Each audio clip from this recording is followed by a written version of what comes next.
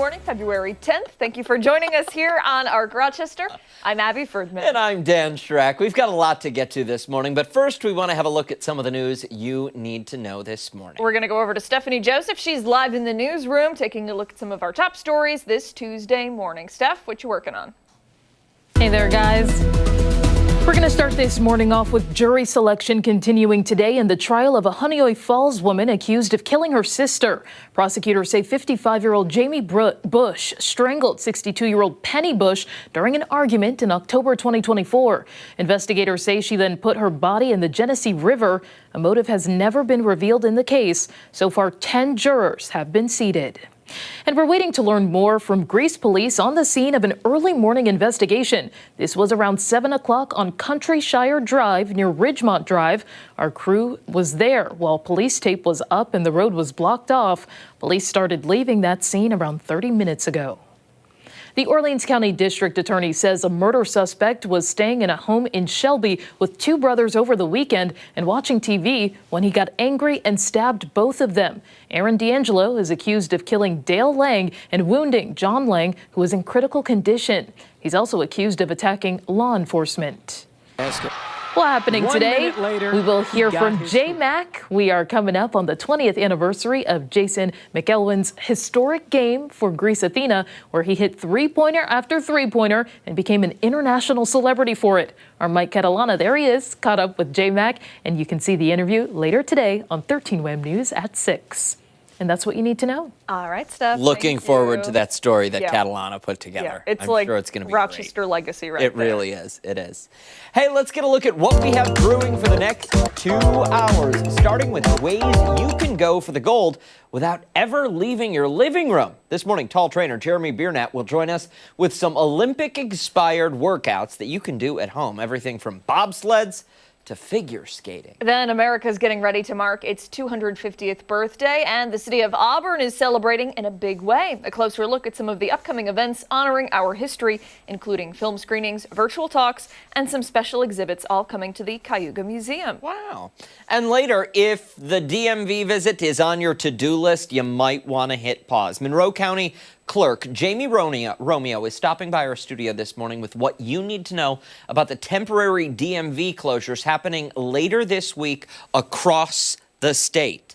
You're going to want to tune into that because she's got some good information to pass along. Yeah, before all of that, a check of our Tuesday forecast. Meteorologist Marty Snyder is tracking temperatures over 30 degrees. But right now, Marty, we're keeping our eye on some snow that's falling. Yeah, a lot of challenges out there for the morning commute. Roads really not that great across the area. We're seeing that snow begin to accumulate across the region. Not going to be a huge amount, but it's that typical February commute where, yeah, there's snow on the roads and it is slick and you need to take your time. And you can see as we travel down East Ave, you can see pavement, but also you can see some of that little slushy accumulation that's already beginning across the area. Right now on the Wham Cam, you can see that snow building in, 21 degrees currently. And this is not going to last all that long. It's not going to be an all-day event, not even an all-morning event. You can see that one burst. It's really starting to come together just off to the west. You look into portions of Orleans County, Genesee County, you can see that next little band that's getting ready to move through. It really cuts off pretty well as you look well to our west. So again, not an all-day event, but for the short term, yeah, we're going to see some of that minor accumulation, less than an inch, but just during that wrong time frame going into the commute. 34 at noon, some rain during the afternoon, at least a couple showers, likely not a lot, but that chance is there to see a few rain showers, which of course is something we haven't seen in a long time. And then down to about 28 for an overnight low tonight. Still a few snow showers, and we transition back to snow during that time frame. And the next couple days, couple snow showers, not as cold as where we have been recently. It will be cooler back into the 20s, especially Thursday and Friday, but temperatures rise back into the 30s again as we head into early next week. So at least not as sharply as cold as what we have been seeing recently. And there's a chance we could get back above freezing again by the end of the weekend, early next week. So a little bit of a warm up in store then, but a few challenges for the morning commute that you do have to keep in mind. Yep. It's okay. Double digits across the board. Yeah. It's good. That's your headline, Marty. Run with that, my friend. Double digits. If 12 is the worst that we're seeing for an overnight low, that's pretty good given our track history, right? It certainly is. Thank you, sir. Okay. Hey, let's go off the top this morning and start with some of the things that have piqued our interest. I'll kick things off this Tuesday. And for my off the top this morning, I want to talk about the cherry blossoms. We know what they are. And why one of Japan's most iconic spring festivals is not happening this year. Wow. Officials in the city of Fujiyoshida have canceled their annual cherry blossom festival near Mount Fuji. Not because the blooms are failing, Not because of the weather, but yep, you guessed it, the tourists. City leaders say the quiet lives of residents there are being threatened. The mayor said behind the beautiful scenery is a strong sense of crisis. And before you think this might be an overreaction, here is why. The festival has been held for about 10 years now. During peak season, the area sees about 10,000 visitors a day, about 200,000 people over the course of the event. Now, let's zoom out here. In 2025, Japan welcomed about 42.7 million international tourists. That is an all-time record. That was up from 37 million just the year before. Now, during cherry blossom season, some viewing areas near Mount Fuji see 3-hour lines just for a photo. And it's not just crowds, people. Residents there complain of traffic gridlock, massive amounts of litter, cigarette butts all over the streets and park, people trespassing on private property to use the bathroom, even reports of people relieving themselves in people's gardens. Awful. Parents say their children have been pushed off narrow sidewalks while on their way to school. All of this fueled by a weak yen. And social media travel content that turns real neighborhoods into viral backdrops, which is good and great and all until you see what it does to the community. The crowds are still coming. The park remains open. Security is being increased. Temporary parking and portable toilets are still being brought in. So this is not about shutting tourism down. This is just about drawing a line. Japan is having a moment of reckoning. How do you share the beauty with the world without losing the community that lives there? That's a real question. Yeah. And that might be the real message. The festival is canceled not because Japan stopped welcoming people, but because even beauty needs some boundaries. Wow. It's so disappointing. It is. You know, just like as a human, it's embarrassing. It genuinely is. It genuinely is. It's, you know the saying, this is why we can't have nice things.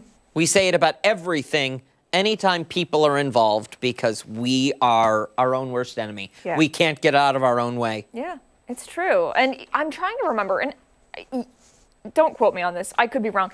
I'm pretty sure that a couple years ago in, I want to say Stowe, Vermont, they put a limit on the number of people that could go and visit during leaf peeping season. Oh, okay. I'm pretty sure. I'm like fairly confident that happened. And they were getting too many people there, too many tourists. It was getting too crowded. You know, people live there 365 days out of the year. They're trying to go about their normal daily lives, and they have tens of thousands of people coming to the area, which is great for tourism. But then, you know, too much is too much. Yes. And they can't accommodate all of the people. And then you have people relieving themselves in their exactly gardens and trash everywhere. You need to leave it as you found it, if not better than you found it. Absolutely. And the cherry blossoms are so beautiful, too. I understand why people would want to go and see them. Absolutely. But you know, they can't stay beautiful if you're like wrecking the land that they're on. We need to travel more respectfully. Yeah, absolutely. Absolutely. Yeah. All right, we'll move along to mine now. I can only imagine how great it must feel to win an Olympic medal. For these athletes, they've worked their entire lives for this moment, for this opportunity. Their passion for the sport probably started with intramurals in school, or maybe the need to find something to keep them occupied, or maybe they even watched the Olympics as kids and thought, that's going to be me someday. The point is, while these athletes probably have trophy rooms and ribbons piled high and memories that'll last a lifetime, nothing will likely top this experience for them. So once that medal is hung around their neck, it's natural to celebrate with teammates and coaches, right? Imagine doing that, and then the medal breaks. It's been a reality for some Olympians competing in the 2026 Winter Games in Milan. Breezy Johnson, who won the gold medal in downhill skiing for Team USA, told reporters she was jumping for joy when the ribbon ripped right off of her medal. Now, she wasn't exactly worried. She said it's not, quote, crazy broken, but just a little broken. She advised others to just simply not jump while wearing the medal. The same thing happened to U.S. figure skater Alyssa Liu. Her ribbon also ripped right off of the medal. She also really didn't seem to care too much. She wrote on social media, quote, "My medal don't need the ribbon." The medals are heavy, obviously, but it does seem odd that they've become so fragile. There are videos circulating on social media of athletes picking up the broken medals off the ground, trying to reattach the ribbons, and then dusting off their prize. Their smiles never fade, but there is a look of confusion on their faces. Like, that doesn't go there.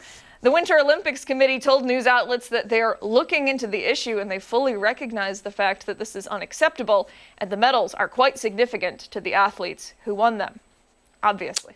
All right, let's take a look at the comments. People are honestly pretty disappointed. Let's see if we can pull them up right now. This person said, "Unbelievable. Who's responsible for the provision of Mickey Mouse grade medals to award for the highest grades as a human can achieve in sports?" Somebody else writing in saying, "Stop making them larger and make them of higher quality." Another person said, "Made by Temu, most likely."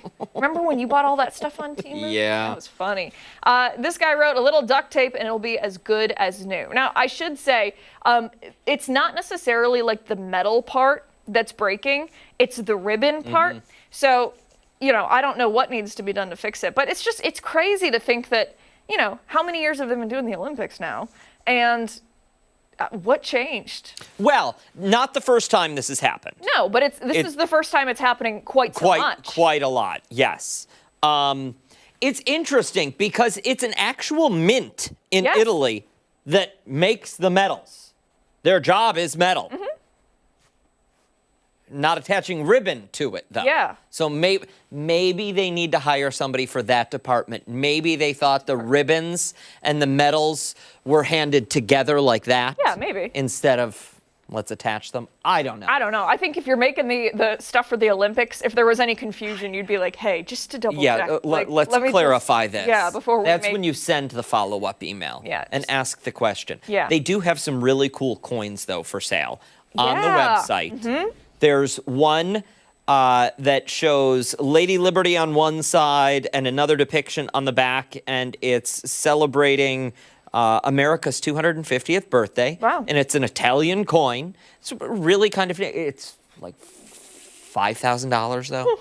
So it's a little expensive. A little bit. A little pricey. Yeah. I was going to buy it, but then, I had to pay for that private jet. That and, your Temu orders coming in next week.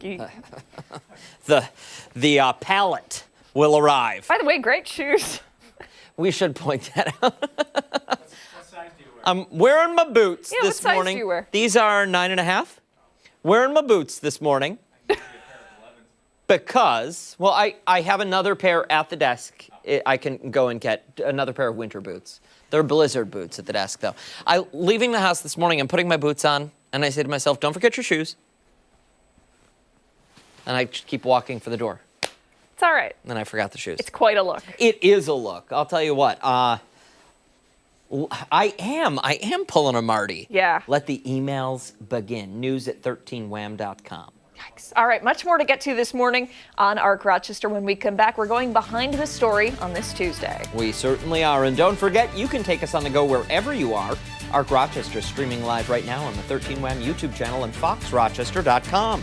Stick around. We're back after this.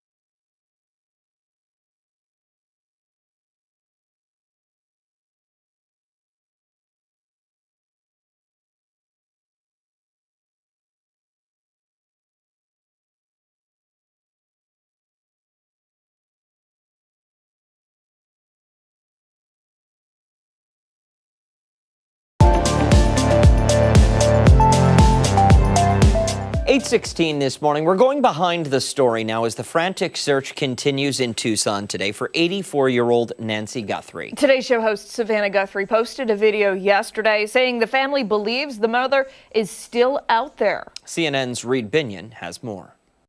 A second purported deadline has passed in the disappearance of Today Show host Savannah Guthrie's mother. According to a purported ransom note sent to a Tucson TV station, Nancy Guthrie's possible abductors demanded $6 million by 5 p.m. Monday. The note included a threat to Guthrie's life if demands weren't met. Just hours before that deadline passed, Savannah Guthrie posted another video to social media, this time addressing the public instead of her mother's alleged kidnappers. We believe our mom is still out there. She was taken and we don't know where. And we need your help. People seem to have been heeding that call, with new billboards going up across the country urging anyone with information about the case to call authorities. The FBI releasing a new statement Monday night, saying it still has not identified a suspect or a person of interest in the case. The agency also appealing to the public, writing in part, quote, "Someone has that one piece of information that can help us bring Nancy home." Harvey Levin of TMZ, which also received a ransom note, reacting to the statement. Well, I think it aligns with Savannah Guthrie's desperate plea today. I'm Reed Binion reporting. Now, according to Tucson officials, Nancy Guthrie was last seen at her residence around 9:30 p.m. That was Saturday night on January 31st, so 10 days ago now. Yeah, officials say Nancy is limited in mobility, but she's of great sound mind, which is why they believe she may have been taken against her will. And we know that her home has been considered a crime scene, and there's been a pretty thorough investigation going on there. Yeah, authorities showing up several times there. They did go on to say that Nancy has medication that she needs to take every day, which could be fatal if she does not receive. And investigators say it's unknown if the person who took Nancy Guthrie is familiar to her or if she is a stranger. Now, that video you saw yesterday, released by Savannah, she did say, "We believe our mom is still out there." The Guthrie family's posted 4 videos in total. Guthrie's potential abductor or abductors demanded $6 million by 5 p.m. yesterday in those purported ransom notes. Now, sources report the deadline includes the threat of Nancy's life if that deadline was not met. According to officials, they're continuing their investigation into several locations and would continue to guard the 84-year-old's home at the request of her family. At least 2 investigators were seen examining a septic tank near Guthrie's Arizona home earlier this week. FBI Director Kash Patel is receiving updates from his team on the case, a story that has truly captured the attention of people not just around the nation, but all around the world as well. Absolutely, and this is a story we will, of course, continue to follow for you, both on air and online at 13wham.com. When ARC Rochester returns this morning, we're going to check in with meteorologist Mark McLean. Yeah, weather trivia on the other side of the break.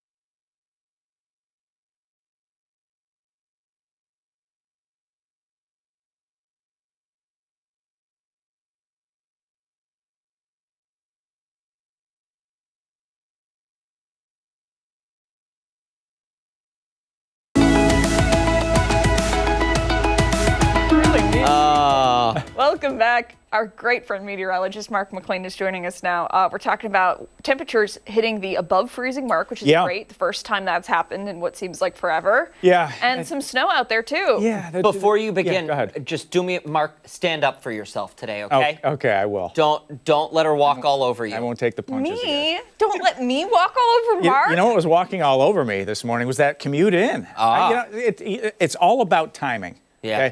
Okay? It's never, well, it can be the amount of snow, but even a half inch to an inch of snow out there can really snarl up a commute. We're not seeing any widespread issues, but it's one of these ones where you got to give yourself a little extra time. It's that greasy kind of snow that's out there. The ground is super frozen, and it's just a bad combination. So we're talking about cold. There's some of the drive times for you. You can see 590 southbound. To 490, about 7 minutes. Green is good. It's just like when you're driving around. Yellow is kind of caution, and red is bad. We don't have any big spots of red, but if you have to drive the main thoroughfares, it may be a little bit slow at times. Just keep that in mind. But let's go to trivia. Let's talk about trivia this morning. Cold stuff. We had 3 straight nights below zero. Okay? Yeah? Should we start concentrating more on the warm questions? You need to, starting tomorrow, please. Okay. So we just finished up with 3 straight days below zero. Okay. What is the all-time record for consecutive days below zero for the city? Okay. Is it 4 days, 6 days, 8 days, or did Rochester go below zero 10 straight days in a row? Any one of those is bad. I feel like at some point over the course of this winter where we've had such trash weather, this has been said before. I just don't remember what was said. I'm not sure if I've ever actually mentioned this because this did take a little rooting, but I think I've got a guess. Yeah. And I think it's all of the options on there though are believable, but I think I'm right. Yeah, we've had some brutal winters, but this February, 13.5 degrees below normal. Wow. That's a huge deviation from normal. That follows a January and a December that were also substantially below normal. January more than 3 degrees below normal. December almost 5 degrees below Why? normal. It's just been the pattern that we're stuck in. But that pattern's about to flip next week. I think we're going to have some Dan Schrack weather. Ooh. Oh boy. There was a little battle in the data. Some of the data from our European friends suggesting that the cold sticks around the American model, the quote GFS model, wants to give us a big warm up. We'll see how this plays out. Go USA. Just like the Olympics, right? Just like the Olympics. Okay, so we'll have that answer for you coming up at 9 o'clock. And the other streak that's broken, 17 straight nights in a row with the air temperature below 10. We only got down to 12 last night. The streak is over. That is the second longest streak on record for Rochester, but there were a few spots south of Rochester that did have an air temperature at midnight in the single digits, York and Rush. So there goes that record. The record, by the way, set back in 1979. We had 19 straight days with an air temperature less than 10 at night. That is brutal. Right? Brutal. See, I feel like we gave up at 17 days. We've already put 17 in. Go for 20 at that point. Go for it. And you might remember the winter of 2015. That February was also barbaric. 13 straight nights there below 10 degrees. Hey, the thing that's dropping out there now, it's the visibility. Last check, the 5-minute data from the airport had us down to about 3/4 of a mile. And, some of that snow is becoming light to moderate now across the region at 21 degrees. Southeast breeze at 6 feels like it's 13 degrees. And there's that little burst. See that dark blue area west of Rochester? That's where the snow picks up in intensity. So this, thankfully, is not going to be a long duration event at all. But after that next little burst comes through, that may put down a ½ inch to an inch of snow for many spots across town. So, it's going to take time to brush off the car and, get to where you need to go. But it's not one of these long duration snow events, thankfully. So it'll be out of the picture in short order by lunchtime. Just a plain old cloudy sky, maybe a couple of rain showers for the afternoon. But there is a cold front back to the west, and that means colder changes the next couple of days. We're going to see that colder air slide back into town and knock the temperature backwards. First time we've seen green on this screen in a month. That little green dot, that's rain, and there's a chance for that deeper into this afternoon. So we'll have to watch that on some of the frozen surfaces out there. The ground temperature is less than 32 degrees. So just be careful, watch that first step. Some of that rain could freeze on contact with the ground, with the driveway out there. It's cold. There goes the front off to the east of Rochester, and you know this scenario. Watch the lake effect. There it comes, Lake Ontario still wide open for business. We're going to find some lake effect snow developing. And, could this be a shovelable snow down into Wyoming County, out into Wayne County? There's that coating to an inch of snow for today.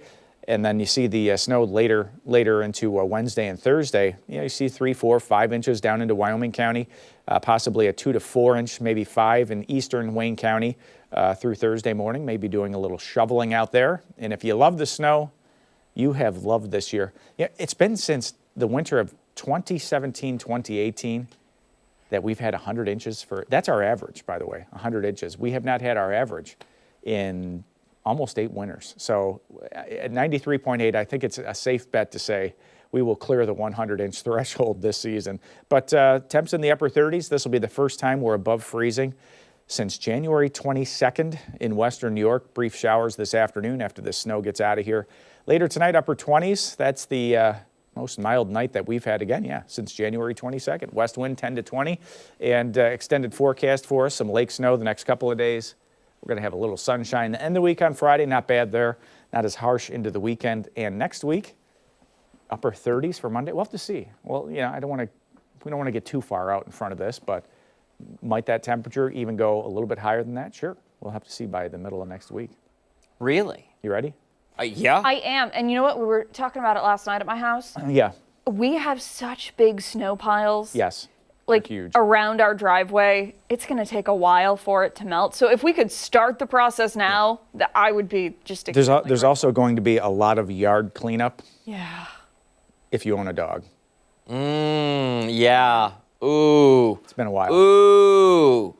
It's a good point. Yeah. That's not my job, but Is that the kid's job? It will be. it's true. You did get the dog for them. Darn tootin'. Yep. Teach them responsibility. Thank you, sir. Yeah. Much more to get to this morning on Arc Rochester. Don't go anywhere. We're back after this.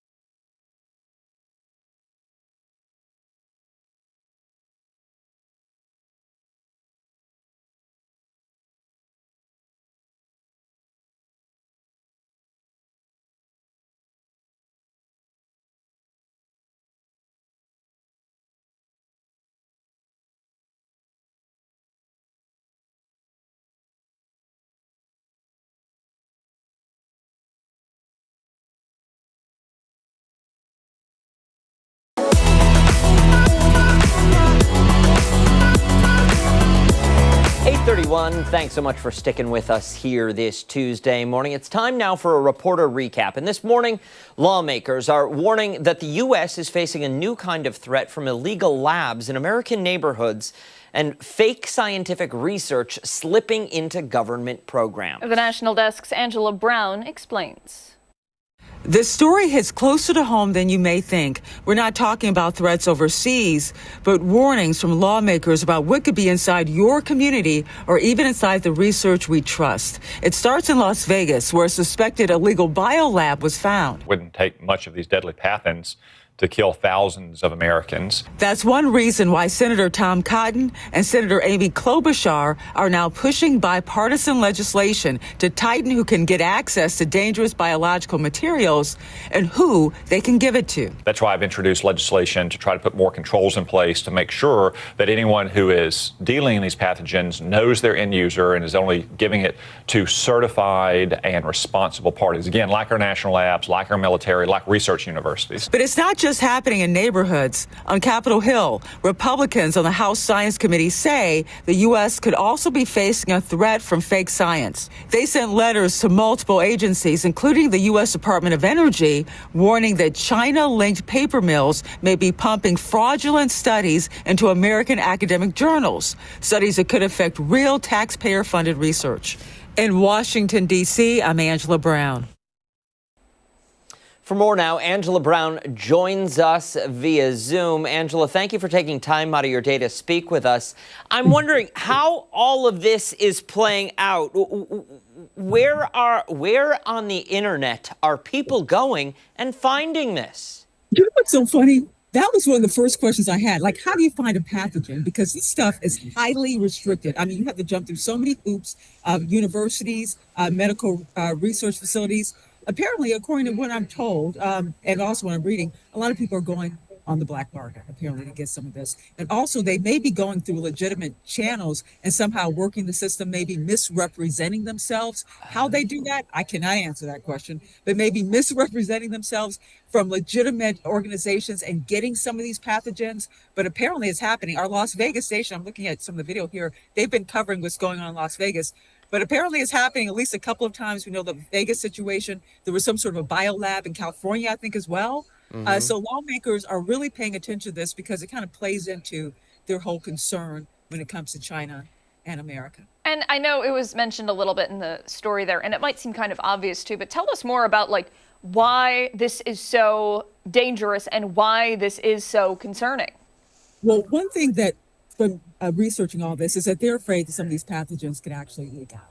And especially when you think of the Las Vegas situation, it was in someone's neighborhood. And what's so fascinating about that is that the person who discovered it was, I think, a housekeeper or someone who worked in that home or did something with that home. And she went in, or she was working there, and she saw whatever these vials were.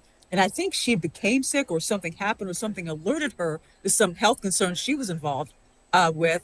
And then she saw physically these vials and she ended up contacting authorities. So the overall concern here is that some of these pathogens, if they're in a home and if someone's had these illegal labs, some of these pathogens may actually get out.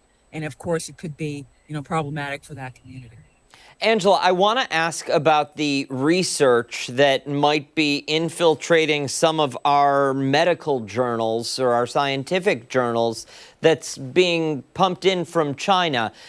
My first question, I suppose, and maybe you know the answer, maybe you don't, I don't know, but is this stuff not peer-reviewed once it comes from a different country into the States before it's published? Don't we have scientists who work for the American Journal Scientific who will then do studies before they publish anything?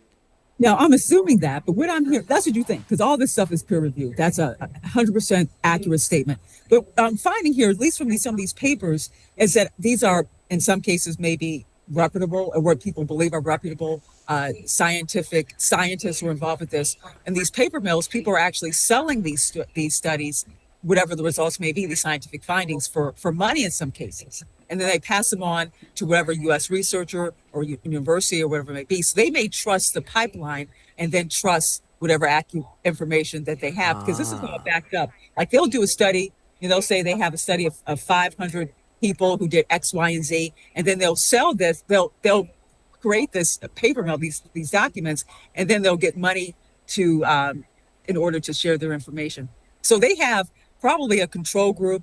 They have backup data that backs up exactly their findings, and then it works its way into, whatever research here in America. I couldn't find a lot of cases involving this, but then again, how would you know? Because in some cases, you would have to go back and you would have to debunk the original source of the information. And how often does that happen? I mean, it's so complicated. You'd have to do forensic audits on the scientific data. Yeah. You would have to. You would have to. Something would have to tip you off this isn't right. Or you have organizations, when you hear some organizations based on whatever political party, they may say that doesn't sound right. So let's zero in on this information. And then you find discrepancies and things are debunked. And that's often how people get to the bottom and find out things may not be accurate in some cases. Now, we're talking about this and lawmakers are giving us this warning. What are they doing in D.C. to make sure that, this doesn't continue?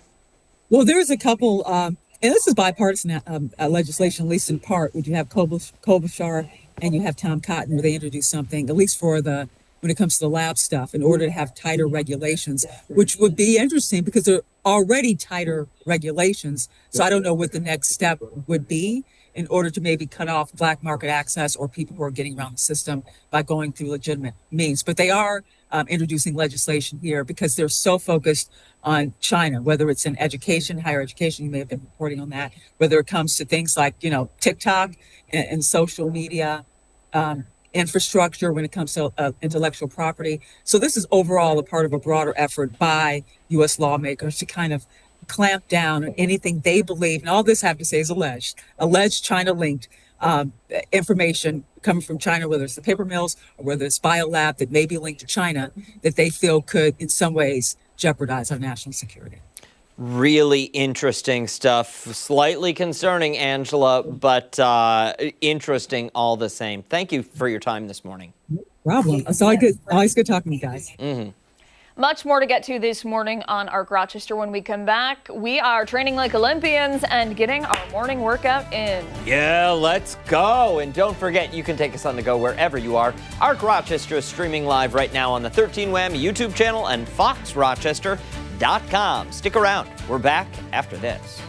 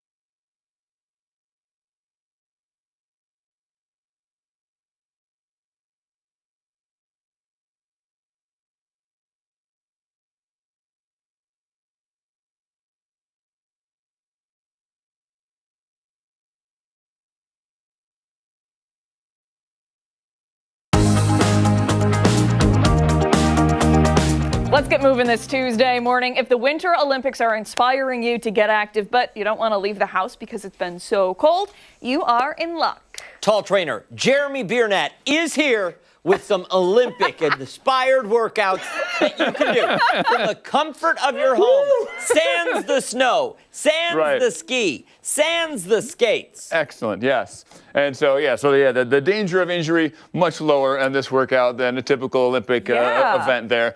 Cardiovascularly for the most part. Okay. And, it's a lot of times you're like, I don't want to go outside anymore. Yeah. I'm tired of this outside stuff. But you're like, I know I should be exercising.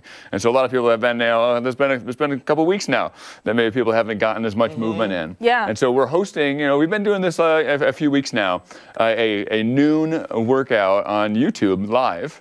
And so we're going to do an Olympic workout on Friday at noon, and so if you want to tune in, you can. You go to YouTube, go to Tall Trainer, youtube.com/Tall Trainer will probably get you there. But I'm going to show you some of these Olympic inspired moves here. So is this a competition right now? It could be. It can't be. It can't be. I'm sorry. I have like 4 pairs of work pants, and I've needed to wear the work pants like every day for the past week. This is the We've day been they're too not active. there. I'm sorry. I'm out of work pants, and I can't repeat the outfits, or the people hate me for it. So you're saying you're pulling yourself from the event? I am pulling myself from the event. By default. Maybe I could get gold Mark. medal. Come on, Mark. Come on. You got to stand in for me. Number 1. Ew, don't put that. That's what you do. That's what you do. I know that, but you're not actually supposed to bite it. Mark is going to stand in for me. Oh, I thought you did. I thought you did. I thought you Here we did go. write it. You don't get It'd the be much medal more yet. fun if we got a broom and just curled down. Here, wait. across. Take it back the medal's in question then. until yes. Now you got to get. All right, back first in. up. Okay. First up, we got a bobsled. We're gonna get down. It's actually All a right. skeleton. If you've ever seen that, where they run and they jump on their stomach. So ready? Down for mountain climbers. Yep. All right, so we mountain climb. All right, do a whole bunch. Get some good acceleration, and then drop. All right, lean to one side, lean to the other side. Make the turn. Oh. Make the turn. All right, back hit up. the wall. Back I up. hit Back the up. wall. Back up. Do it again. Oh, you're just running. You're running. Back down. We had goats here like 2 weeks ago. Wait, they peed all over this wait. It floor. matters how you steer. Matters how you steer. Isn't there 4 guys in the sled? In the bobsled, for sure. All right, so then we have speed skating. Oh, boy. All right, so you're going to go back and forth here, but lean forward a bit there. And if you really lean forward, you can feel those glutes go crazy. Oh, yeah. So This a good feels great. strong push off on those. I'm glad I did legs yesterday. Yeah, right. Director You Chris, noticed it. I don't know if you want, but you can get a good shot of my glutes right here. Yeah, that's a really good shot of the glutes. Make sure you catch those. Have you ever seen Make sure you catch those. All right, so we got that. We got to see who's going to be doing the best. So we got the downhill. Okay. All right, the downhill. Hitting the speeds. Hitting the turns. Dangerous thing, right? Dangerous thing is downhill. Call the helicopter All right, for me. Ooh, I don't know. He's looking pretty good. He looks pretty aerodynamic there. dabbing it I up. don't know. He might be able to keep that medal. Oh, boy. All right, we got the cross-country ski. What do you got to do for the bronze? All right. Dun, dun, dun, dun, dun, dun. I know, right? That's a little bit of a dance. That's a very dance move. Like, that's very good. Very good. That's amazing. All right, and then we're a slalom skiing. Okay. All right, so you're hopping side to side there. Can I run into Dan? Listen. That's like the snowboarder cross, right? So you're hopping side to side there. Feel it. Landing, hopping. Like, it's I'll going pretty tell good, you right? what. Good. Believe me. My heart's going. It is. Right? We just did a couple things Winded. just for a few reps No, it's each. good. Very You good. got snowboarding. You can go the front hop, back hop. Oh, I've never done that. All right. So you just go back and forth. Yep. Like that's how. If you got really good Heels, toes. you Okay. can, if you got good heels on your shoes, you can try to land that. Yeah. But that's Yeah, hard. these That's are- actually pretty hard. Yeah. But for some people There's who no can't padding jump here. as much, so the side to side or the front to back, you got rough knees. They could do a little step in. Ice skating, things like that could be with a little more step instead of quite as much of a jump. Move. Oh my goodness, give this guy some tap shoes right here. It's like Fred Astaire going on. I'm glad I saw the All right, chiropractor I yesterday. can't. I don't have to see anymore. He's got the I don't gold. have to see any more of that. Look at it. Oh my That's so good. goodness. What's the consolation prize? We got the figure skater Thank too, though. you. I think we got to see what the figure skater Oh, looks like figure when we skating? stand here.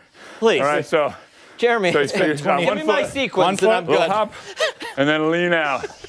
One hop, One hop. Oh, I and then forgot the lean hop. out. See how pretty you can make it here. Listen, my 48-year-old Yeah, balance don't is kick not the going to set. do well It's gonna here. break. Don't kick Sorry. the set. What about the TV? Don't kick each other You either. can kick the TV. Okay. Get that coffee table in here. Is there like a hockey? Like Dan's a really big fan of hockey. Like, I didn't get hockey in there because how do you figure hockey in? But I got a lot of the Let me individual demonstrate events. about a check. Yeah.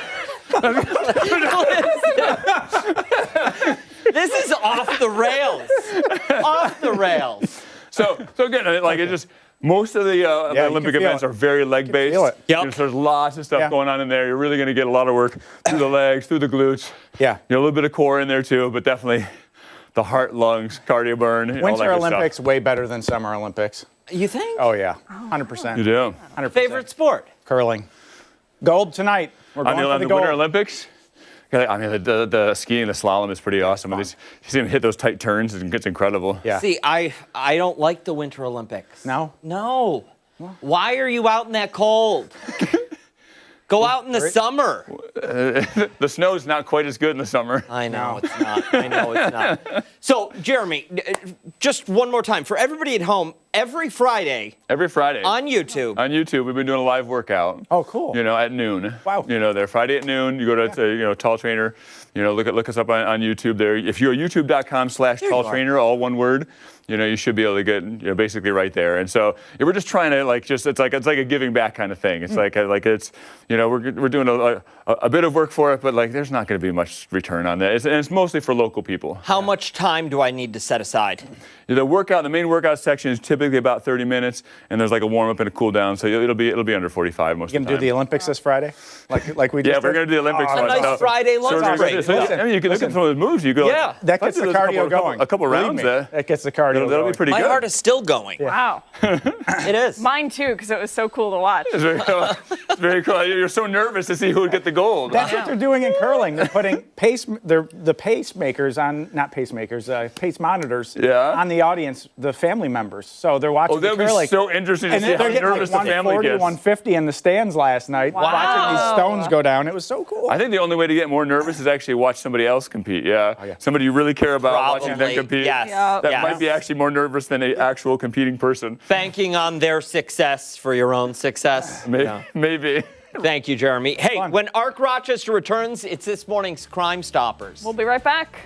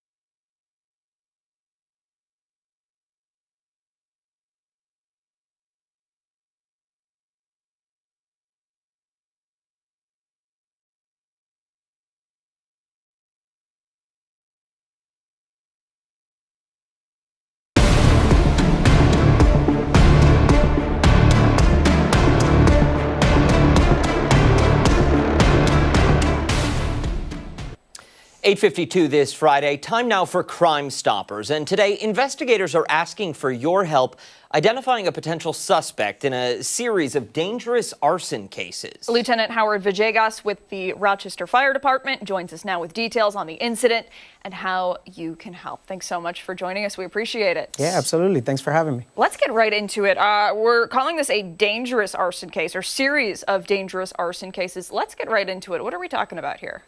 Well, on early January the 10th, we had an individual go around the downtown area just lighting a series of fires. It starts around 1 o'clock, and his final attempt at lighting something occurred somewhere around 5 o'clock. And this is surveillance video of one of those scenes, correct? Yes. This is, I believe, called Pindle Alley. As you can see, he lit a dumpster in this one here. He kind of walked around within the same half-mile area, lighting bigger and bigger fires within that 4-hour time span. It's pretty startling to watch. I feel like is it uncommon, these dumpsters to be set on fire? No, we get dumpster fires quite often. Sometimes it's intentional, sometimes it's unintentional. But either way, to have somebody on camera doing this with such disregard is something we take very serious, you know. Absolutely. And I mean, are there any leads whatsoever right now? Because it seems concerning, just as a resident of the region, that we've got somebody on our streets who's walking around and starting fires and then walking away. Well, we do have these photos. We have them on video. We have not been able to identify them, so that's why we're here to ask for help from the community to see if anybody can identify them. You know, we take arson very serious. And where did all of this kind of take place? Was it like near residential neighborhoods? Was it near more of a businessy area? Like, should people be looking on their Ring doorbell cameras? Anything like that? Well, no, honestly, this is more of a commercial district. It's actually near City Hall. So that downtown area doesn't have a ton of residential. So that's why we're kind of here asking for help. If anybody was down there around the time, if anybody recognizes this individual, we encourage them to reach out. I imagine in your decades with the department, you've seen similar situations to this. What is the mindset, as best as you can describe it? Because looking at that video, I'm thinking to myself, he's intentionally setting a dumpster on fire outside of a brick building. Right. So we're not targeting the building. What's the goal? You know, it's hard to put yourself in the mind of someone that does things like this. It could be for several reasons. It doesn't seem to be a targeted attack, but either way, it's something we take very serious. I mean, within the last year, we saw an entire town burn down. So it's something that we take serious because it can happen, you know? Absolutely. Is there anything else you want people to know about the string of incidents here? You know, if you ever see anybody acting in such an unsafe manner, reach out, consider it your righteous act for the day. Like I said, this guy's putting us all at risk, and we ask that anybody that knows him calls. Arson is a very serious crime. It can get quickly out of hand. We do have resources, but those quickly can become limited. So, you know, just reach out.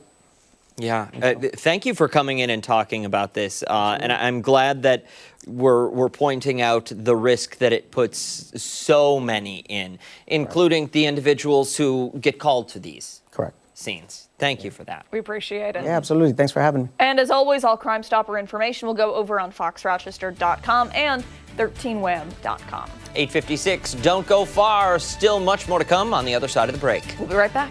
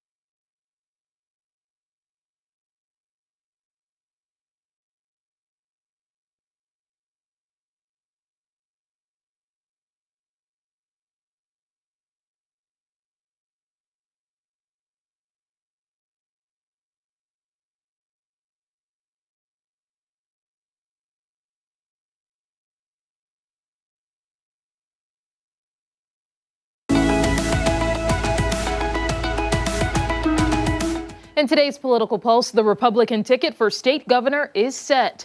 How Madison County Sheriff Todd Hood is reacting to Bruce Blakeman's choice to pick him. And what lawmakers learned after an unredacted look at the Epstein files. That and more is coming up in our 9 o'clock hour. Ark Rochester returns after this.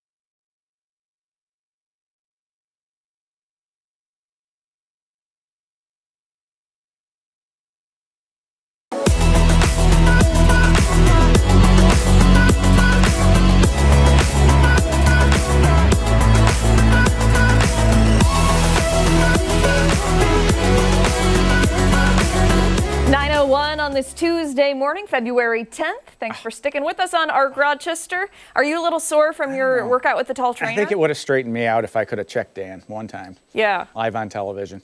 To get back for all the times that he picked on me. You know, you shouldn't fight violence with violence, Mark. Okay. Be the bigger person here. He I'll find my laughs. zen. I'll He's find my zen. laughing now Okay. because he knows that I could kick his... Who do you think would win in a fight? I know who would win in that. You know what he Be can't Mark. do? Whoa! Live on television. That was pretty good. Not a chance. 360, 4 of them.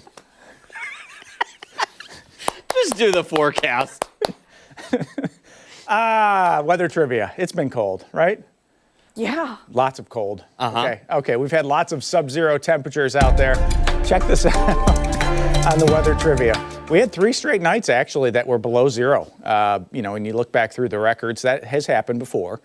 But how many consecutive nights below zero all time for the city? What's the longest stretch that we've ever had? 4 days, 6 days, 8 days, or 10 straight days below zero? And we've got lots of guesses. Rod and David, Barb and Sandy all said D. Lori and Rebecca have B. There's more. Yvonne has B. Chris, Betty, Sue, all B. Barbara and Janet have D. Look at all the B's. Stacy, Jim, Lisa, Wayne, Paul, Laura, all B.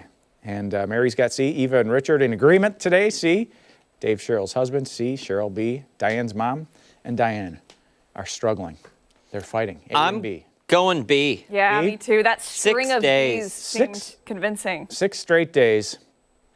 But February of 1979 was absolutely wow. Can you imagine 10 straight days below zero? No, I don't think I'd make it. I honestly. can imagine. There was one day in that stretch where the actual high temperature during the day was zero. That's a lot. We've had 5. It's cold. It is cold. It is cold, but that was the winter of 62, 63 actually had the most days. That had 14 days below zero for the entire winter, but did not have 10 straight days. 10 straight. That's hard. Awful. That's hard to imagine. Yeah. Yeah. And, you know, you're going to have water main breaks and ice jams and ice dams and all. Frozen that. pipes. Oh, yeah. Oh. Not fun at all. Not fun at all. But, yeah, that's the amount that we've had this year, 5. We're up to 5 now with that 3-day stretch. But today, the low temperature of 12 degrees also broke another stretch. We had 17 straight days below 10. Today's low of 12 will snap that streak and end our streak at the second longest in Rochester's history. Somebody contributed to the show today. Yes, that was me. Who is this? Clint and Louise. And where is Clint and Louise? They are the latest additions to our friend's family. Ryan and Jamie just rescued these little guys from Lollipop Farm. Maine Coon, brother and sister. Clint. These are big cats. Clint is 20 pounds. 20 pounds? Clint is a big boy. He's the gray one. And Wow. then Louise is just like a sweet little precious delicate angel. Oh, my. Yeah, love them. Very excited to have new cat. Are they indoor, outdoor? Indoor, yeah. Okay, Oh yeah, so- they're gonna baby them like crazy. Yep. Guarantee it. So they're probably not as concerned about the snowy paw outlook for today, which No. I'm going to put it as a towel time for this morning's snow and this afternoon's slop. Just some rain coming through. You're going to need the towel. Wednesday, Thursday, some lake snow flying around. Still some snowy paws at that point. And then it straightens out into the weekend. Friday and Saturday looks pretty decent, so always nice to see a quiet end of the work week. But the thing that's going to change today, we're going to get above the freezing point of water for the first time since January 22nd. How about that? We'll climb into the 30s. Visibility has been fluctuating between 3/4 of a mile and 1.25 miles. So a little bit of snow out there this morning. It's not going to be a huge deal, but again, even a little bit of snow can slow you down a little bit. So if you have to get around town over the next hour or two, just give yourself a little extra time. And the Doppler actually starting to pick up a little changeover. That purplish color down through Wyoming County. This could actually finish off as a brief spot of freezing drizzle. So that's also a possibility, some of the data indicating that. But we're not seeing that on a widespread basis, which is a great thing at this point. This little burst of snow is going to move on through in the next hour or two. And it looks like the afternoon, again, warm enough that we'll see just plain old rain showers. Now, what's going to change our weather the next couple of days? There's a cold front, but this is not an Arctic cold front. It doesn't have Arctic origins, so it's not going to take the temperature below zero and give us just that brutal chill again. There's the numbers, mid to upper 30s, even a little green on your screen. That's a little rain south of Rochester. We'll have to see if we get that near the city. It'd be nice to wash a little salt off the old car out there, but future weather showing the snow showers kind of coming back in, and Wednesday, Thursday story, some lake effect snow around, and we're going to have to watch for some accumulation, especially Wednesday night into Thursday morning. There's going to be that possibility as some of that lake effect snow develops. Not going to be a huge amount of snow as we move forward from now, but some of this lake snow. This is Wednesday and Wednesday night. It's an inch or two, maybe an inch near Rochester. In a winter that's had 94 inches of snow, is this going to be a huge amount of snow? No, but 2 to 5 inches of snow is certainly notable across the region. And snowfall by month.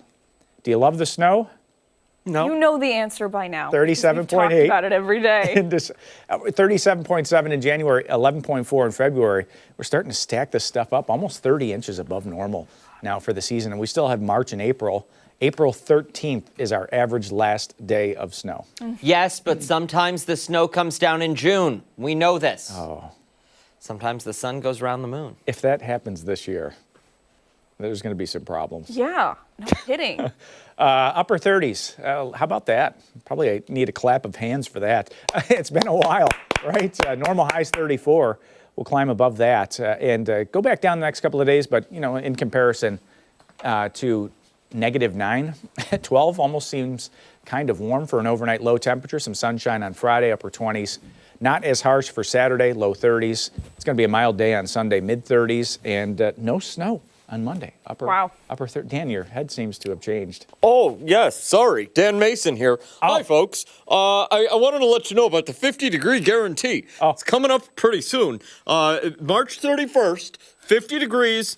If we don't. If I'm wrong, which I never am, then you get free tickets to the game. And I'm making a big announcement right here on Arc Rochester. Oh. I'm asking Dan Schrack, to throw out the first pitch of the game. Dan Mason. Whoa. I accept.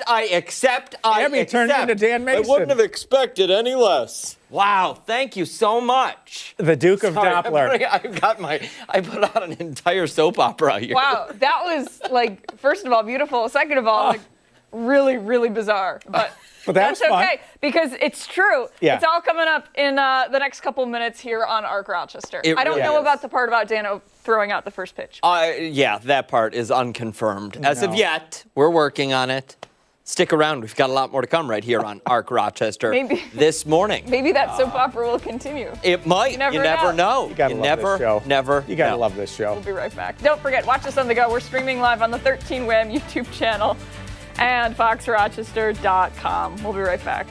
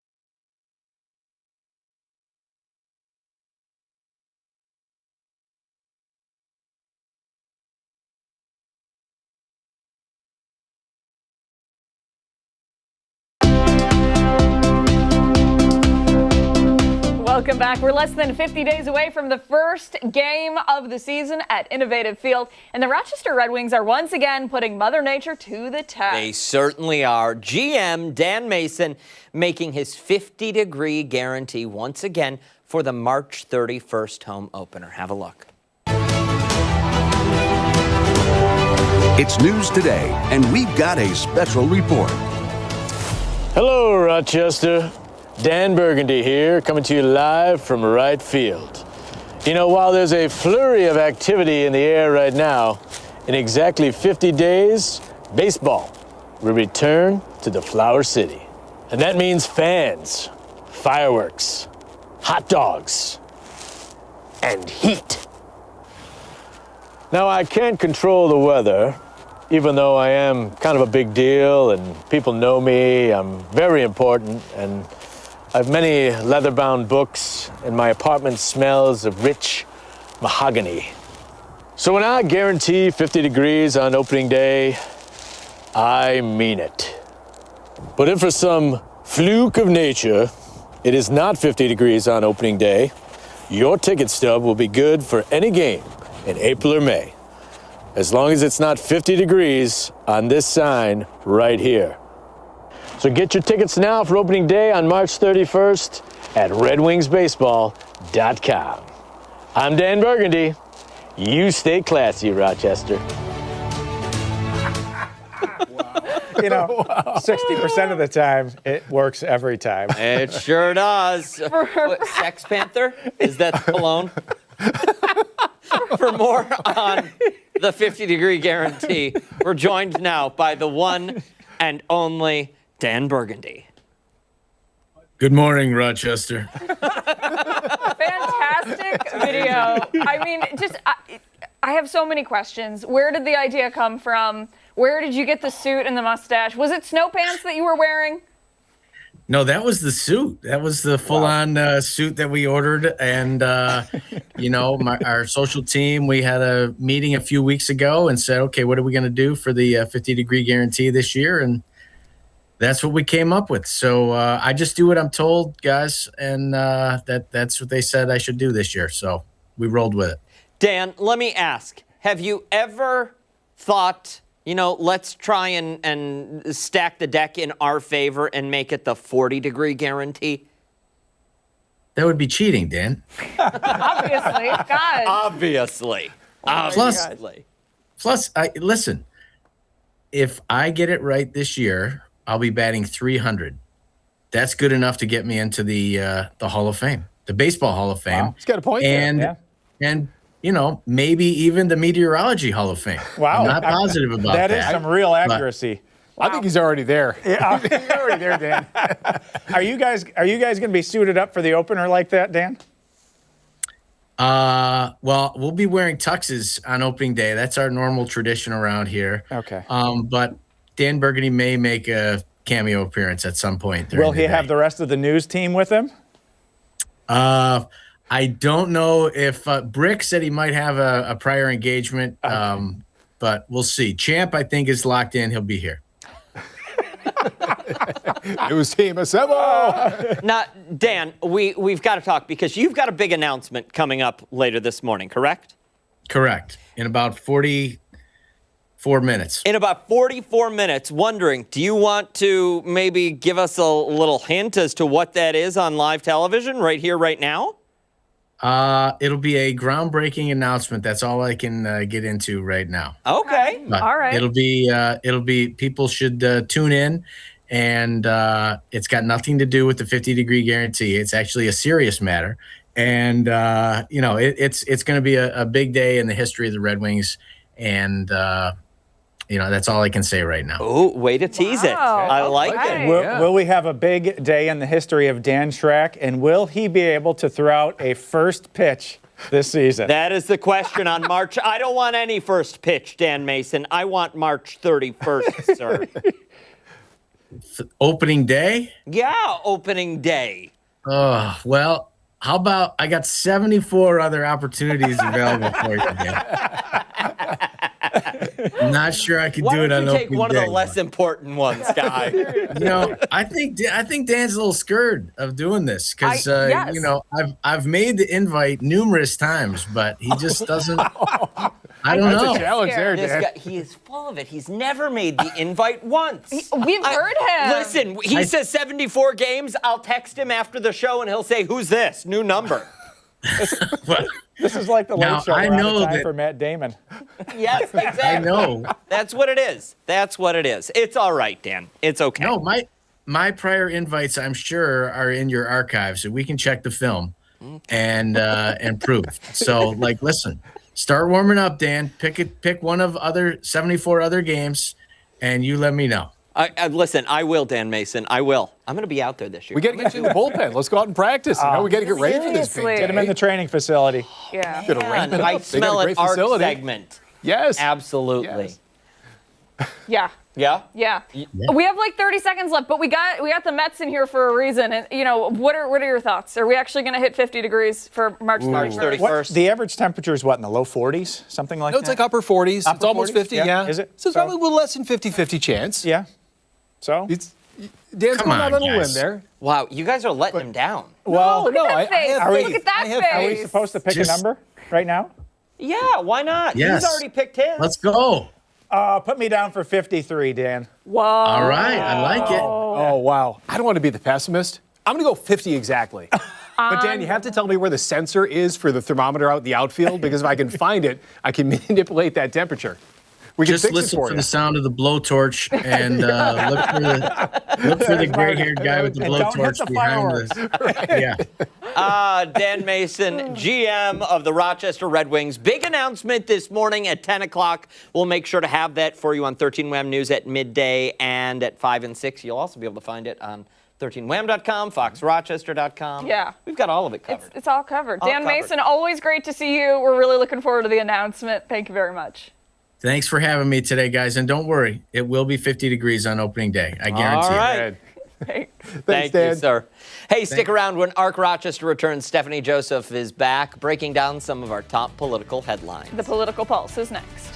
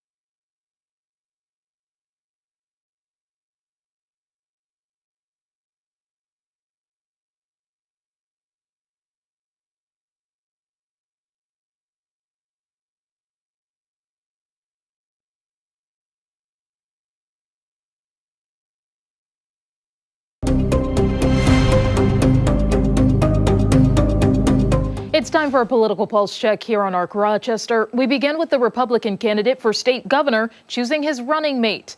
Nassau County Executive Bruce Blakeman has tapped Madison County Sheriff Todd Hood to be his second in command. Hood has worked more than 30 years in law enforcement. According to Blakeman's campaign, the two will focus on affordability and public safety. The announcement came just hours after our sister station in Albany reported someone else turned down the job. That was Fulton County Sheriff Richard Giardino. Hood said he was honored to join Blakeman, going on to say in part, quote, "As sheriff, I see the real-world consequences of Albany's failed policies every day, rising crime, higher costs, and repeat offenders released back into our communities. Together, Bruce and I will restore law and order, support law enforcement, protect victims, and respect taxpayers." Well, this means that all candidates so far have now announced their choice for lieutenant governor, including both Democrats. Incumbent Kathy Hochul picked former New York City Council Speaker Adrienne Adams, making that the state's first all-woman ticket. Current Lieutenant Governor Antonio Delgado chose former Buffalo mayoral candidate India Walton to join his office. In case you missed last week, I spoke to a politics professor about what Adams and Walton could mean for Hochul and Delgado's campaign.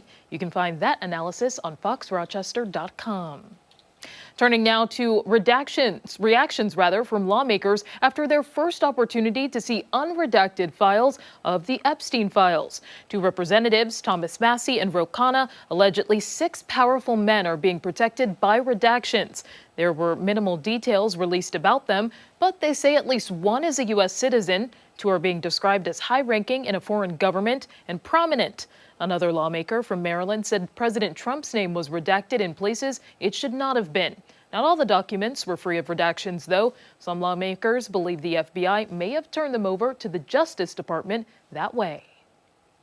I would like to give the DOJ a chance to say they made a mistake and over-redacted and let them unredact those men's names.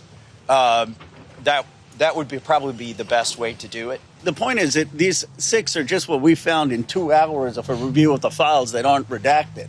The broader issue is why so many of the files they're getting are redacted in the first place. Attorney General Pam Bondi is scheduled to appear before the House Oversight Committee tomorrow. And also, Vice President J.D. Vance became the first sitting VP to visit Armenia. Vance was there on Monday. He and the Armenian Prime Minister signed a civil nuclear energy deal. There was also talk of investing in Armenia's infrastructure and exporting tech like computer chips and surveillance drones to the U.S. The premise of the trip, though, was advancing a U.S.-brokered peace deal between Armenia and Azerbaijan. This follows an agreement to eventually sign a peace treaty, but that has not been done yet. The 2 sides have been in conflict over the Karabakh region. The vice president expressed optimism over a deal. I feel very good about where we are. I think the president struck a great peace deal, and I think the administration is really making it stick. So we're certainly going to raise a number of topics, but I think we're going to continue to work very successfully with the Azeris and the Armenians. And finally this morning, the Wall Street Journal reports the Trump administration wants to take the EPA's ability to regulate climate pollution away. Environmental Protection Agency Administrator Lee Zeldin told the publication the administration will repeal the endangerment finding. That's a 2009 scientific analysis saying human-caused climate change endangers human health and safety. That has been a major factor behind the EPA limiting planet-warming pollution from the oil and gas industry and more since President Obama. Zeldin stood behind the repeal, calling it, quote, the largest act of deregulation in the history of the United States. And be sure to stay with Arc Rochester for your top political headlines. We're back after this.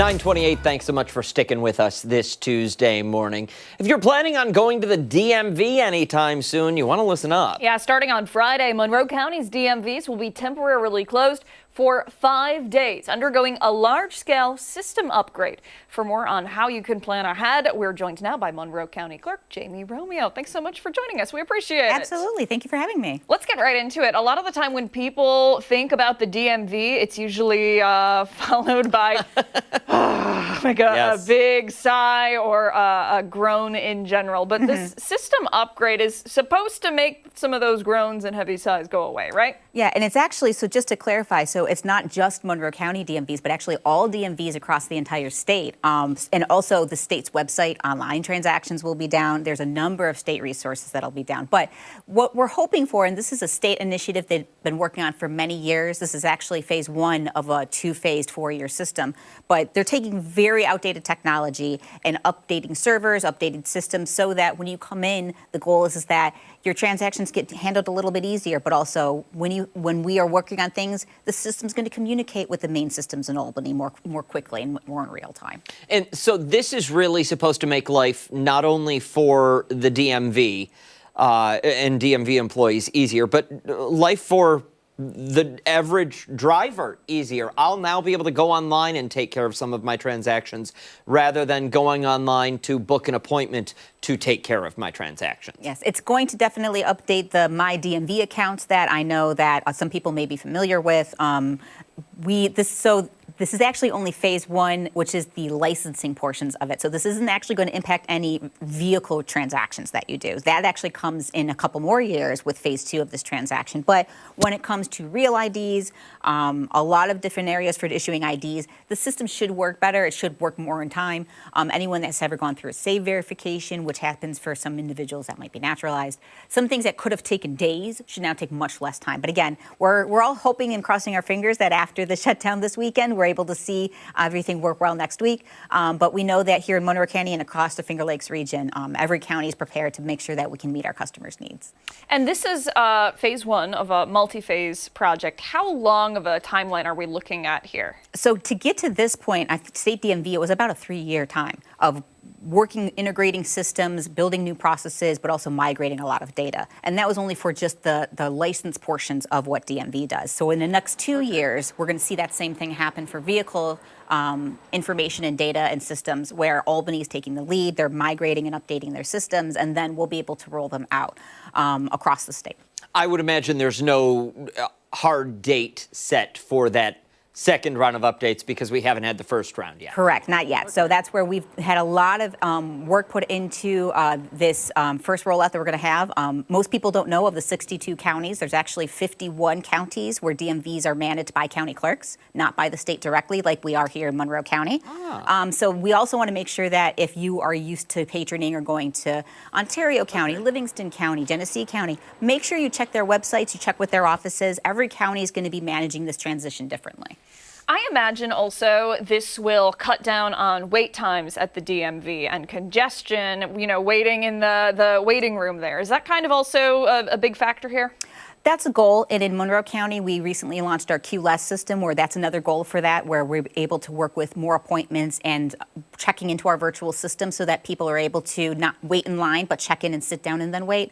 But this system, at first, maybe a little bit more of waiting, only because it's brand new. And so that's where we do ask for a little bit of grace and patience as we're getting into that first week. But the goal is that because you're no longer trying to look through many outdated programs on a computer, on a very old server, hopefully you're able to process and get this information done much more quickly.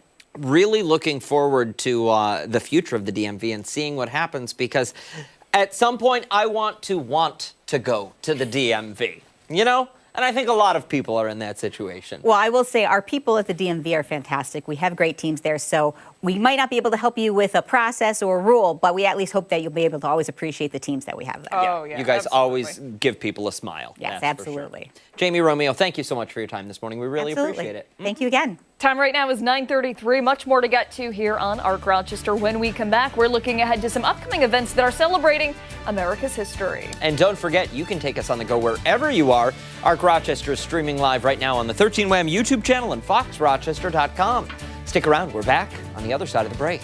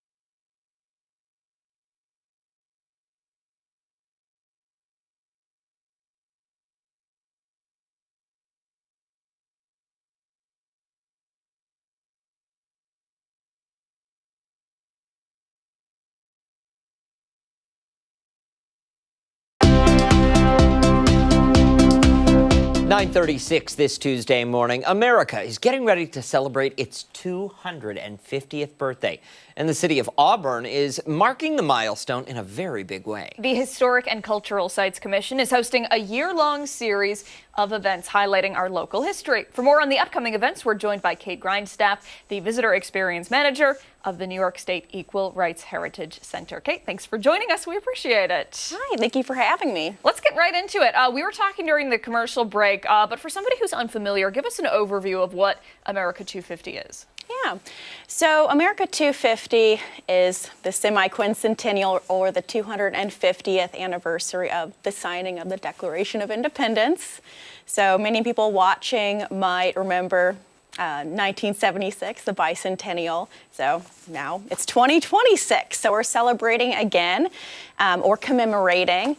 And this celebration is going to have more of a focus on voices that may not have been centered in past celebrations. So we're going to be talking more about, the ongoing revolution in the United States of America. So talking about indigenous history, women's history, African Americans' history, abolition, the Underground Railroad, things like that. And kind of telling some of those stories of people of the revolution that we haven't typically focused on. Where did that idea come from? What sparked that? Yeah, so this is a national initiative, national commemoration. So the entire country is participating, and each state actually is separated. They have their own commission. So New York State has a focused commission that helps sites around the state to produce educational resources and programming and events and festivals that honor New York's revolutionary history. And we're super lucky to be living in this state because we have a lot of story, not only of revolutionary battlefields and sites of interpretation, and also the Sullivan Clinton campaign, but also we have lots of sites that represent ongoing change throughout our country's history. So again, the women's rights movement, LGBTQ plus rights, labor rights. So very good. Yeah, it's going to be a lot. Let's talk about some of the events that you guys have coming up. Quite a few of them. Yes. So in Auburn, we are very lucky to be the site of multiple historic sites. So we have the Harriet Tubman home in the National Park. We also have the William Seward House, who was the Secretary of State for Lincoln and Johnson. We're also the birthplace of sound on film. So the Historic and Cultural Sites Commission basically takes all of these historic sites that are in Auburn, and they have all worked together to put on a series of over 20 events in Auburn. And I have a full list here if you would like to hear them. If you want to rattle a couple off, I'm wondering, though, this is not all just on the 4th of July. This is a year of events that you have. Yes, this will be going, well, actually started this week. So our first event or exhibition really was opened at the Cayuga Museum of History and Art. And this was their exhibit on Western reels. So it's a film exhibition, talks about the history of that Western genre, but puts again another focus on how women, indigenous peoples, and Black Americans have been represented in those movies. And then we've got programming going all the way through September. So wow, yeah, that's a lot of work you put in. Yes, yeah, all of our sites have done a great job. We have about 30 seconds left, so let's look ahead to the next couple months and just a few events that people can enjoy. Sure. All right, so coming up after the exhibit opening for Cayuga Museum is Harriet Tubman Day, of course, on March 10th, which will be at the Harriet Tubman National Historical Park. There will be various music series at various sites throughout this entire year. There's going to be a history of the talk, a talk about the history of Willard Chapel and the Theological Seminary. There's going to be a few more exhibits that are opening up, including an immigration exhibit at the Seward House Museum and related programming. There's also going to be a contemporary Haudenosaunee art exhibition at Schweinfurth Art Center with a lot of programming there. And you said you've got the full list of 20 on the website? Yes, so Wonderful. equalrightsheritage.com. Very good. Kate, thank you so much for your time today. We really appreciate it. Thank you guys so much. Absolutely. Hey, stick around. When Arc Rochester returns, we're taking a look at some of the stories that have people talking today. We'll be right back.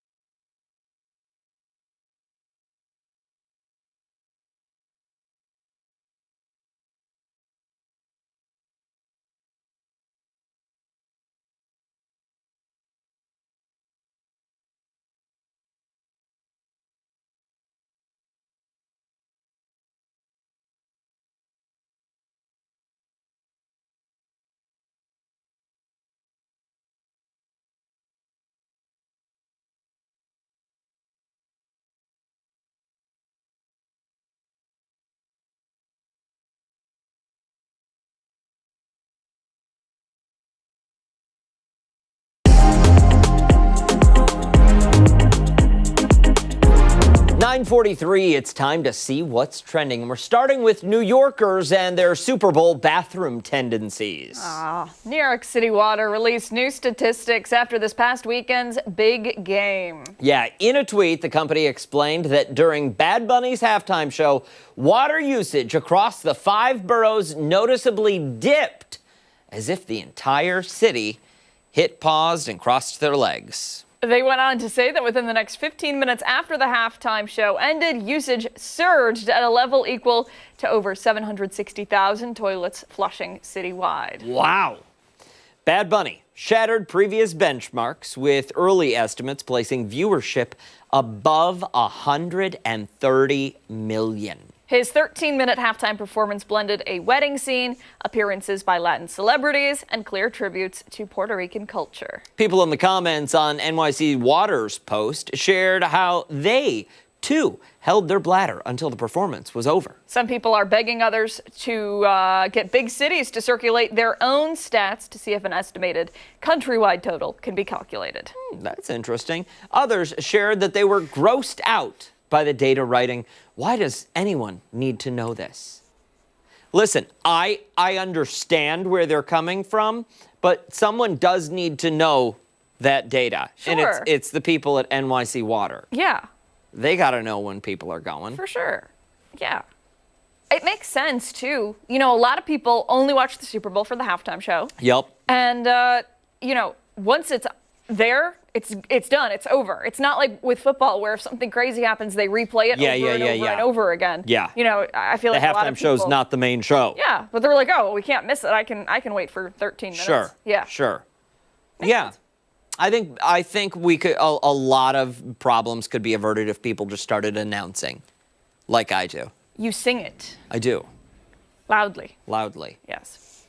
I do. When I have to go pee, everyone in the building knows. Yes. They do. Yeah, and now everybody on the show knows. Now everyone at home knows too. Hey, let's move along to a controversial new sport that is gaining a lot of online attention. Australia has recently introduced a brand new contact sport called Run Nation. The sport essentially is two muscular contestants running at each other at full speed, slamming violently into one another with the goal of knocking the other person down. Okay, so each contestant has a mouth guard, but other than that, no protective gear is worn. The winner is the contestant still standing by the end of the match, while the loser is left sometimes unconscious and disoriented on the ground. No helmets, Mark. Yeah. The brutal sport has steadily been growing in popularity, despite the controversy surrounding it. Australia recently hosted the Run National Championship. Millions were live streaming the event online. Run Nation was inspired by Run It Straight, a social media trend that saw random people running into each other for bragging rights and online views. Many online are comparing this sport to other viral sports, the power slap, which is when two contestants go head-to-head, slapping one another across the face as hard as they can. Run Nation's co-founder and CEO claims despite the sport's obviously violent premise, the organization has been working hard to make it as safe as possible for participants. How? He went on to say that while the risk of concussions and other serious injuries still exist, the organization always makes sure that there are professionals on the sidelines ready to intervene. Because we know those professionals, they can jump right into action and say, yes, that's CTE right away and fix it. Use your head, Australia. Yeah, I think they are. And I think they already ran into each other. This is crazy. And then decided to do it. Like, dumb. We edited the video so that it didn't show them actually colliding because it was, like, disturbing. It is. It's not like, it's really No, bothering. you've got these people who, 250 pounds running full force at you. Somebody's going to wind up with whiplash and broken butt. It's just ridiculous. And he's like on the ground, you know? You know, not surprised. Well, listen, I know Australia seems like a lovely place. It does. Yeah. It does. But the country that gives us this sport, they also gave us the most incredible dancer at the Olympics. This is true. This is very true. The Summer Olympics. Yes. Do we remember breakdancing at the Summer Olympics? Anybody? Nobody? Yes? The Summer? I mean, I do, yeah. The Summer Olympics? The Summer Olympics? No? Okay. It was great. They also give us Vegemite, and they lose points for that. Oh, they did? Yeah. Yeah. Yeah. Let's move along to an exciting opportunity for all the singles out there. Listen up, Danny boy. Let's go. Just in time for Valentine's Day. The hard cider brand Angry Orchard has launched a special program in time for the upcoming holiday of love. It's called the Exchange Program. Now through February 20th, singles can trade in abandoned junk from their exes in exchange for some cash. Oh, according to the company, the Exchange Program lets fans turn their breakup baggage into something they actually want.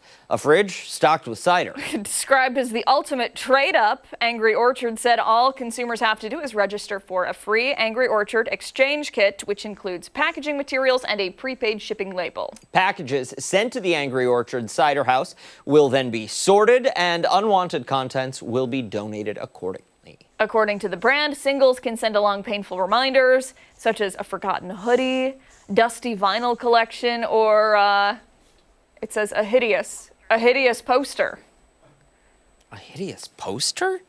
Like if that's part of the... What is this, like the 90s? I know. Like I had posters on my wall as a kid, but... Is my mixtape in that box? What is this? There's no word on how much money the company will give to each person, but the boxes will be sent out while supplies last. We need to request one. We need to start filling it. Do you have belongings of an ex still at your house? No. No? I have stuff that was given to me Well, yeah, I can't. that I still use. Yeah. Yeah. I wouldn't mind trading it in. Well, there you go. Why not? So let's do it. Somebody request a box. Okay. Great. Thank you. All right, let's move along to. Oh, Rory's raising his hand. Rory has. Oh, Rory, do you want a box too? Yeah, I have like a stuffed animal thing with like fake human teeth from my first ex, so. Human teeth. All right. Well, we'll move along now. Before we send a box to Rory's house, I say we send the police to Rory's house. Probably for the best. All right. Another interesting offer for Valentine's Day. Ooh, Natty Light. Feeling the love this year. I can't even say that without gagging. Announcing the release of the lawnmower lingerie. Ooh. The beer brand is set to release what it describes as a frisky set of intimate apparel for lawnmowers, aptly called lingerie. According to the company, lingerie is a lacy, silky, protective cover to keep lawn care equipment looking extra sexy and ensure your equipment maintains its cutting edge. Equipment's got to be in right order, in working order. That's Rose. Rory, you got to go back. Yep, there you go. Thanks. Natty Light is offering one fan the chance to score the special lingerie. Saying it like Why? It's grassy in French. The lingerie. Oh no.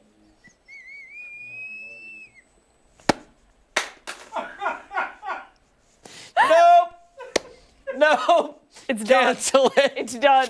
Put up the color bars because we're done.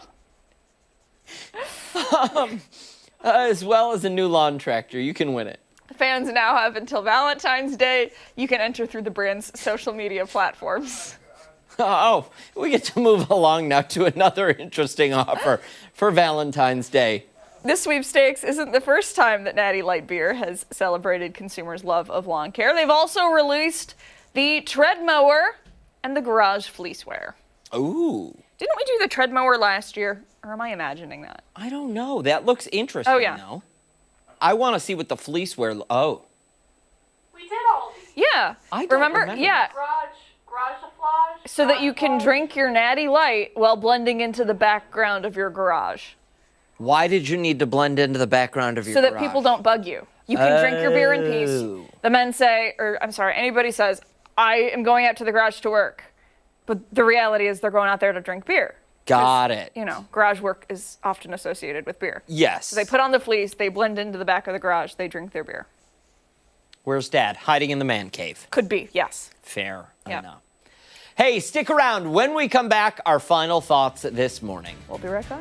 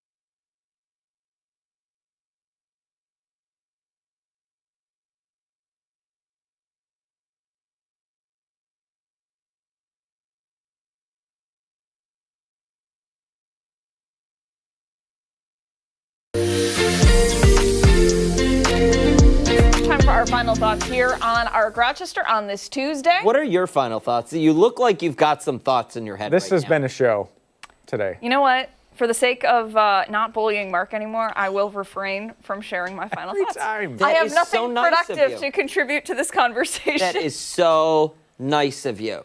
And you know, this is true friendship, because Abigail is not fulfilling a promise she made to herself on This is so January true. 1st. Maybe we need a friendship coach. A friendship coach? I think it should be you. A counselor? A counselor. I don't think I should coach anyone You know what? That's a great point. on friendship. Excellent point. I would tell you never respond to a text. Well, it's a 50-50. This It is true. depends. It depends. It does. It does. It depends on the mood. Depends on. We had a show today. It was fun. You did. Yeah. The thing with Jeremy was fun.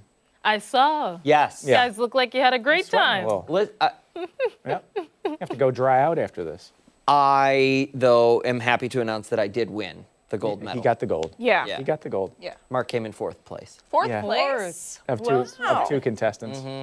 I don't know how it happened, You know, but Didn't maybe even get a medal. never ceases to amaze us. Yeah. Hey, that does it for us here on Arc Rochester. They're Make sure to calling me wake a up with us loser. again tomorrow morning starting at 4:57. Why do they sometimes hit and not all the time? I don't know, but it drives me nuts. If your finger was in between there, it would be painful. Oh, man. My hand.